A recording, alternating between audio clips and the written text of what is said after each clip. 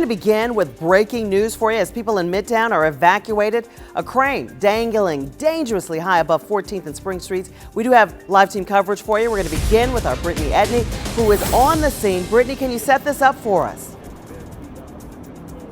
Good afternoon, Karen. I can tell you that Atlanta Fire and Rescue tell me this all started because of mechanical failure with a tower crane. I want to show you what exactly is happening right now here along 14th Street and West Peachtree. You can see that it is blocked off as a couple dozen responders at this section, this intersection, are trying to figure out how to handle this situation. There is a large chunk of Midtown that has been impacted from 14th Street all the way down to 10th, and it's going to continue that way for another 24 to possibly 48 hours, we're told, because of this crane. You can see it dangling there right above 14th Street. Let's talk though a little bit how this all started. Responders just got the call after around 9 a.m.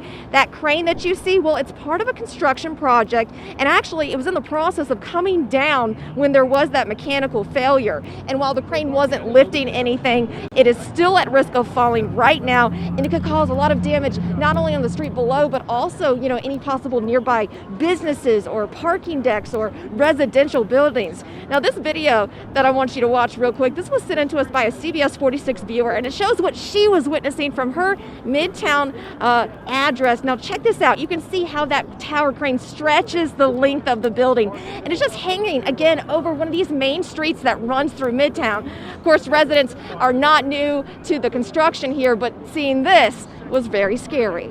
No, not every day. I mean, we could see this building. I mean, it's been going up for months now, but to see all of the construction workers evacuate just a sea of people and then to look up and the crane is dangling is frightening.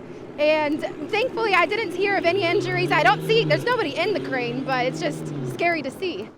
We're going to keep you updated on all the developments of not only the crane, but also what happens with all of those road closures and impacted businesses tonight on CBS 46. For now, reporting live in Midtown, I'm Brittany Edney, CBS 46 News. All right, Brittany, thank you so much. A lot of activity behind you. We're going to continue our team coverage right now with Sabrina Silva, who's also at the scene. Sabrina, you were among the first on the scene. We hear there are a lot of people who were evacuated from the area, as there are a lot of businesses and apartments and condos there, as Brittany told us. But 24 to 48 hours, streets will have to be closed. That's a long time.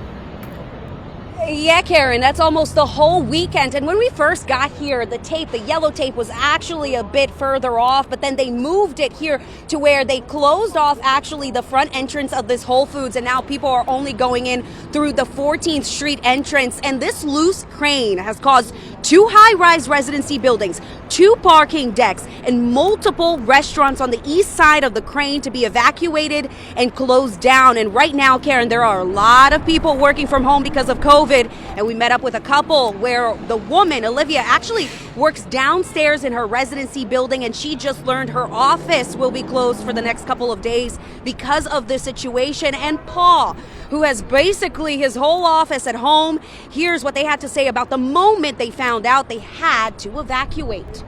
There was an alarm that we had never really heard, and it came on. It was kind of like a big intercom in everyone's apartment, and it was, "Please evacuate now.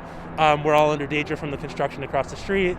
Please take only your essential things and get out." Get out. Yeah, Yeah, and that was basically the message. It said it like twice, Yeah. and then the elevators were packed. And so we ran down the stairs. We live on the 11th floor.